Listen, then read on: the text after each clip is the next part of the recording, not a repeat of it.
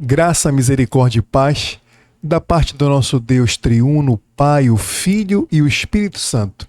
Seja muito bem-vindo a uma de nossas mídias sociais do Ministério Cinco Solas. Eu me chamo Eduardo Freitas e estou sempre no ombro de gigantes. Hoje, nós, com a graça do Senhor, vamos ao nosso vídeo de número 3 da nossa série, baseada aqui no nosso Salmo de número 8. E justamente o texto básico que nós iremos estudar hoje está aí na nossa tela, que é justamente os versículos 4 e 5 do Salmo de número 8. E este vídeo, esta terceira parte da nossa série do Salmo 8 que estamos fazendo, do nosso devocional puritano, a temática deste vídeo de hoje é Cristo, o Rei que restaurou o homem, um templo em ruínas. Então entenda aqui a temática. Vamos falar aqui nesses versículos 4 e 5 sobre Cristo como o Rei que restaurou o homem. E o que seria o homem? Um templo em ruínas. Então, basicamente, esta é a temática principal daquilo que nós, com a graça do Senhor, abordaremos hoje. O nosso foco vai estar nesse paradoxo humano e a restauração no segundo Adão. Esse paradoxo entre sermos um templo escolhido para que Deus habitasse, a nossa queda e a restauração do ser humano, este templo em ruínas, no segundo Adão, que é Cristo Jesus. Eu queria perguntar para você, primeiramente, se você já considerou a possibilidade de se inscrever no nosso canal, se você está vindo pela primeira vez aqui. Nos ajude a divulgar a teologia puritana inglesa no nosso país, uma teologia reformada, uma teologia fincada na palavra do Senhor, e que o nosso país, a nossa nação, tanto necessita. E eu queria perguntar para você também se você já considerou entrar no nosso grupo. Aqui em cima, na imagem, nós temos o nosso grupo oficial do nosso Ministério Cinco Solas no Telegram. Então o endereço está em cima, é só você copiar no papelzinho, ir para o seu browser, na sua internet ou no seu celular, digitar e entrar no nosso grupo no Telegram, onde nós temos diversos recursos de teologia puritana voltados para o engrandecimento do nome do nosso Deus e também para que o povo do Senhor aqui no Brasil, os eleitos do Senhor, venham se aprofundar cada vez mais no estudo da palavra de Deus e da teologia reformada, com foco justamente na tradição puritana inglesa. Meu querido, minha querida, eu queria iniciar este nosso breve estudo devocional puritano perguntando: quem é você? Quem é você? É a pergunta que parece ser a pergunta de $1 milhão, inclusive por conta dos nossos problemas grandes que temos no mundo inteiro sobre pessoas que malmente sabem identificar-se, não sabem dizer quem são, têm verdadeira confusão, seja ela forjada, no sentido de que, por conta de uma ideologia antibíblica, querem dizer que são aquilo que não são. E eu acho que você está me entendendo o que eu quero dizer aqui. Pessoas que não sabem, por exemplo, o seu sexo, pessoas que não sabem quem são, ou que dizem que não sabem quem são, né? Que não tem uma definição. Então, essa é uma pergunta interessantíssima. Quem é você? A Bíblia, meus amados irmãos, ela nos ensina que, por exemplo, em relação aos corpos celestes, a Terra, ela é apenas um grãozinho de poeira nesse universo gigantesco. É apenas um grãozinho de poeira neste universo gigantesco. Se você gosta desta temática de criacionismo, seria interessante você se inscrever nos canais, por exemplo, do Dr. Marcus Eberlin, que é um grande cientista cristão, e ler também as obras dele e do nosso grande professor de física, cristão também, que já está na glória com o Senhor, o professor Dr. Adalto Lourenço. Ele explica muito bem esse ponto de vista do design inteligente, do que é o homem, do que é a Terra, o universo. Então, considere se inscrever nesses canais e adquirir esta literatura que vai ser muito boa para você. Mas diante disso, diante da grandeza deste universo, desse cosmos criado pelo Senhor, é interessante nós nos perguntarmos o que significa um único homem neste universo gigantesco, já que o planeta Terra, onde nós vivemos, ele é justamente apenas um grãozinho de areia neste universo gigantesco. Imagine o homem que mora neste grãozinho de areia, né? Então, o que é o homem neste minúsculo planeta? No entanto, hoje, neste nosso terceiro episódio, que nós iremos considerar aqui com os irmãos, na nossa série devocional puritana, Davi, ele nos coloca diante de um verdadeiro espelho que vai revelar a nossa verdadeira condição. A nossa verdadeira condição. Nós somos, na verdade, uma mistura até assustadora de glória e de vergonha. Você vai entender. Vamos iniciar lendo as Escrituras Sagradas. Por favor, leia comigo aí na sua Bíblia, e também eu coloquei aqui na tela, aqui no meu software Logos, os versículos 4 e 5 do Salmo 8º, para nós lermos juntos. Vamos ler. Que é o homem que dele te lembres? E o filho do homem que o visites? Fizeste-o, no entanto, por um pouco menor do que Deus, e de glória e de honra o coroaste. Vamos ler de novo? Que é o homem que dele te lembres? E o filho do homem que o visites?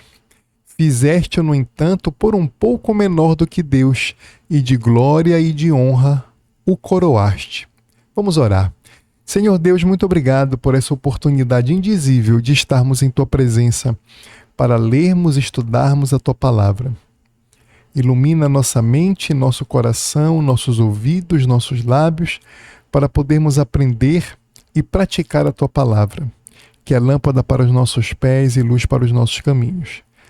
Longe de nós, e não permita que nenhuma heresia, nenhum erro doutrinário ou teológico venha a ser proferido, ensinado ou aprendido aqui. E seja conosco, leva a nossa mente cativa à Tua palavra, Senhor. É o que te pedimos em nome de Jesus e no poder do Espírito Santo. Amém. Que é o homem? Que dele te lembres?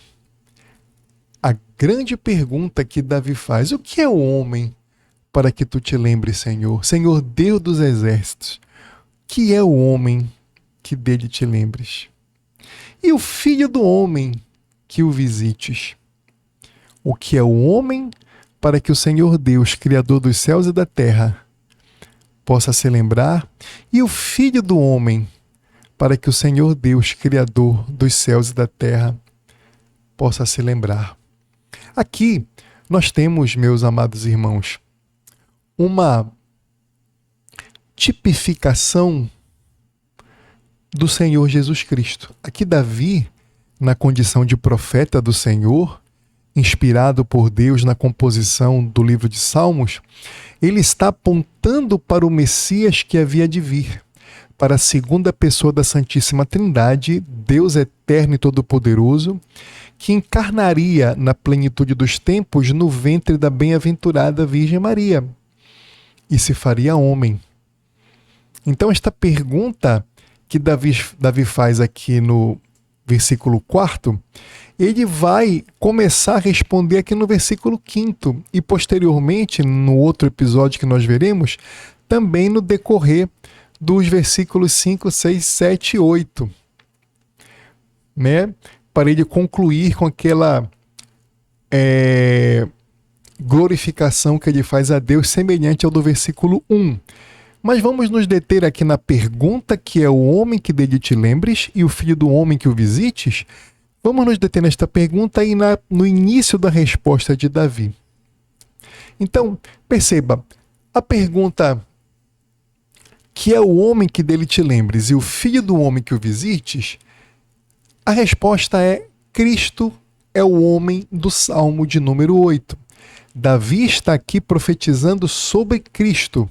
Cristo é o homem do Salmo 8, a segunda pessoa da Santíssima Trindade encarnada, o Rei do Universo, o verdadeiro Deus e também verdadeiro homem. Verdadeiro Deus e verdadeiro homem. Fizeste, no entanto, por um pouco menor do que Deus, e de glória e de honra o coroar-te. Por quê? Porque nós aprendemos nas Escrituras Sagradas que o Senhor Jesus Cristo, enquanto a sua natureza humana, mesmo sendo Deus, mas enquanto na sua natureza humana, ele se esvazia de algumas prerrogativas que ele tem como Senhor Deus dos céus e da terra. Ele se esvazia de algumas dessas prerrogativas. E nós podemos, por exemplo, citar o momento em que o Senhor Jesus teve sono e descansou naquele barquinho. Então, enquanto Deus, o Senhor Jesus não pode ter cansaço nenhum. Por quê? Porque ele é Deus Todo-Poderoso. Não dormita o guarda de Israel. Não diz assim a palavra de Deus? Então, o Senhor Deus não se cansa, não dorme, não se afadiga. Percebe? Só que quando a segunda pessoa da Santíssima Trindade encarna no ventre da Virgem Maria, na pessoa humana de Cristo, ele teve que se esvaziar. Começa a humilhação do Messias aí. Por quê? Porque ele teve que, por exemplo, ter cansaço, ele teve que ser uma criancinha, ele teve que ter as necessidades fisiológicas dele, ele aprendeu a falar, ele aprendeu a andar com Maria. Então percebe que ele se esvazia de algumas prerrogativas que ele tem como Deus e se torna homem. Por isso que Davi diz aqui no versículo 5, olhe comigo: fizeste-o, no entanto, por um pouco menor do que Deus. O que significa isso aqui? Fizeste, no entanto, por um pouco menor do que Deus. Como homem, é óbvio que o Senhor Jesus, como homem, perceba, Jesus é verdadeiro Deus e verdadeiro homem. Percebe? Ele possui duas naturezas em uma pessoa só, diferentemente de Deus, que tem apenas uma natureza divina, mas em três pessoas, o Pai, o Filho e o Espírito Santo. Já o Senhor Jesus, o Filho de Deus, ele possui duas naturezas em uma pessoa. Então ele é o Filho de Deus, mas tem duas naturezas, a natureza verdadeiramente divina, sendo totalmente Deus, e a natureza verdadeiramente humana, sendo homem. Então é nesta natureza humana que Davi está se referindo, a esta natureza humana do Messias. Fizeste, no entanto, por um pouco menor do que Deus. E Davi continua aqui no versículo 5. E de glória e honra o coroartes. E de glória e honra o coroar-te. Então observe que, nada obstante a pessoa humana de Cristo, porque ele mesmo quis se esvaziar de algumas prerrogativas que ele possui como Deus, e enquanto homem ele foi tornado um pouco menor do que Deus, nada obstante a isso, de glória e de honra o Senhor Deus coroa o Senhor Jesus. Por isso que Cristo é o homem do Salmo 8. Mas como tudo na Bíblia, nós podemos também fazer aplicações para nós seres humanos, desta realidade. Por quê? Porque o ser humano é um templo em ruínas que foi restaurado por Cristo. Como, irmão Eduardo? A pergunta: que é o homem, nasce do espanto. Nasce do espanto de Davi. Davi, ele observa todos os problemas dos homens, a pequenez do ser humano, a indignidade, o pecado do ser humano. Em contrapartida, ele olha a glória de Deus, a santidade de Deus e o amor de Deus pelo ser humano, pelo eleito, pelo seu povo. Então, esta pergunta de Davi, que é o homem, nasce do espanto. E permita-me trazer para os irmãos aqui o comentarista William MacDonald. Ele nos lembra da ironia do orgulho humano. Como existem pessoas orgulhosas, meus irmãos. O homem, ele é exposto, por exemplo, a tempestades, doenças, e no fim, quando ele morre, ele torna-se verdadeiro companheiro de vermes na sepultura. Vira pó. Olha a ironia. Homens tão orgulhosos, tão cheios de si, homens que se acham, como eu costumo dizer aqui na nossa terra, o último biscoitinho do pacote, acham que estão no controle de tudo, inclusive de suas próprias vidas, e às vezes querem também estar no controle da vida de outras pessoas. Isso acontece, infelizmente, até e talvez principalmente na pessoa de muitos líderes religiosos abusivos. Só que o final de todos, inclusive deles, é serem companheiros de vermes na sepultura até virarem pó. Percebe a ironia? Tão orgulhosos, mas tão pequenininhos. Por outro lado, o Dr. Thomas Chalmers, citando o puritano inglês Charles Spurgeon, Thomas Chalmers diz que o universo não sentiria a nossa falta mais do que uma grande floresta sentiria a falta de uma folhazinha que cai. Spurgeon cita o Dr. Thomas Chalmers. Spurgeon diz que, citando o Dr. Thomas Chalmers, Spurgeon diz que o universo ele sentiria tanto a falta de nós quanto uma floresta sentiria uma folhazinha que cai, uma imensa floresta. Permita-me trazer também aqui para os irmãos um outro puritano para nós podermos considerar com mais profundidade esse texto. James Janeway, ele compara a nossa condição natural à de um bebê abandonado em seu próprio sangue e imundície. Aliás, descrita esta figura no livro do profeta Ezequiel, capítulo 16. Perceba, meu amado irmão, minha amada irmã, meu amigo, minha amiga, nós somos, na verdade, criaturas repugnantes. Por quê? Pelo pecado. Eu e você, nós nascemos em pecado. A nossa mãe nos gerou em pecado e nos concebeu em pecado. Pecadores é o que nós somos. Porque nós somos pecadores, nós cometemos pecado, e não o contrário. Não é que porque nós cometemos pecado, nós somos pecadores, não. Nós já nascemos pecadores, é a nossa natureza decaída que veio para nós e que nós herdamos de Adão, o nosso primeiro pai. Só que ainda assim, Deus olha para o seu povo, para o eleito, para o homem, e diz: viva, ressuscita. É aquilo que nós chamamos na teologia puritana reformada de regeneração. É quando o Senhor Deus pega o nosso coração perdido, morto em seus delitos e pecados e diz: viva, ressuscita. E por conta disso, nós temos um verdadeiro paradoxo de glória e miséria. Paradoxo esse que nós podemos considerar à luz do pensamento de Pascal e do teólogo Howe. Por que Deus se importa? Por que Deus se importa com a gente? Por que há algo em nós que, por exemplo, difere da grandeza das estrelas?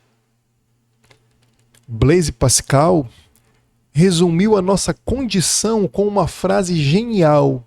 Aliás, como quase tudo que Pascal escreveu.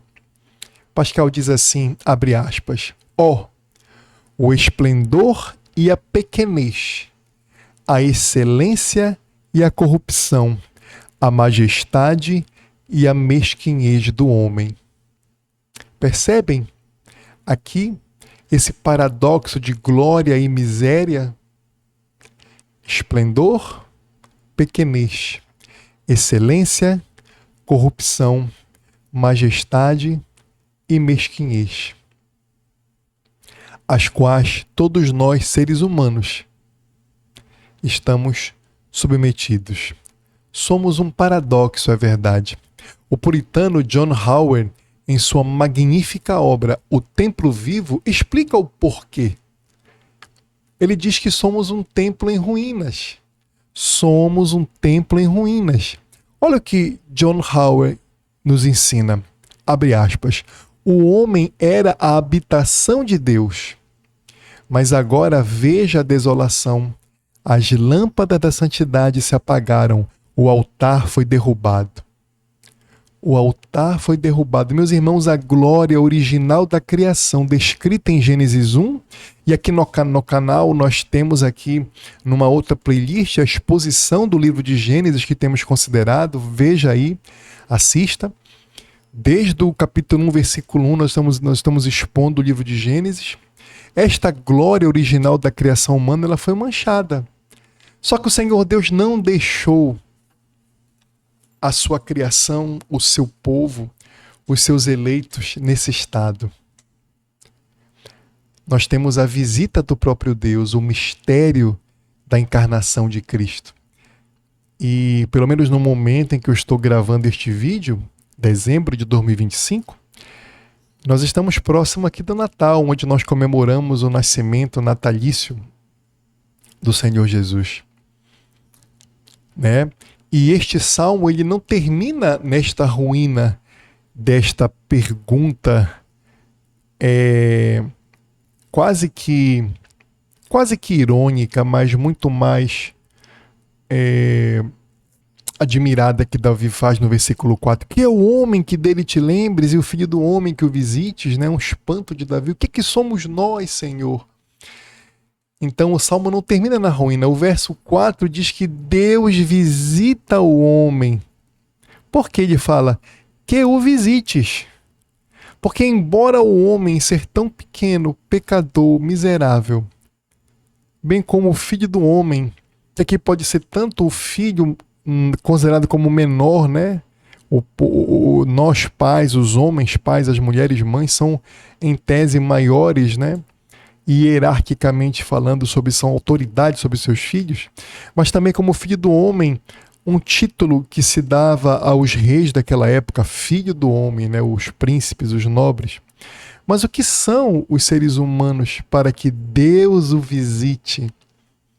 Então, o verso 4 diz que Deus visita o homem. Olha que bênção. E aqui, exatamente aqui, nós entramos no lugar santíssimo, no santo dos santos desse texto.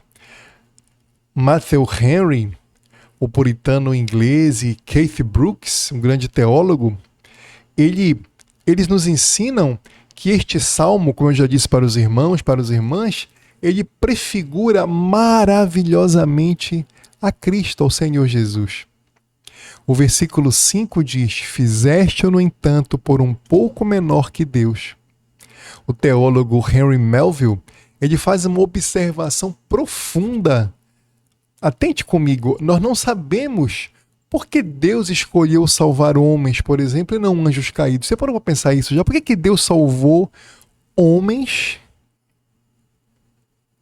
perdidos, malfeitores, pervertidos, ímpios, blasfemos, completamente distantes do Senhor por nossos próprios pecados? Mas por que o Senhor Deus resolveu salvar alguns dentre estes homens, o seu povo eleito?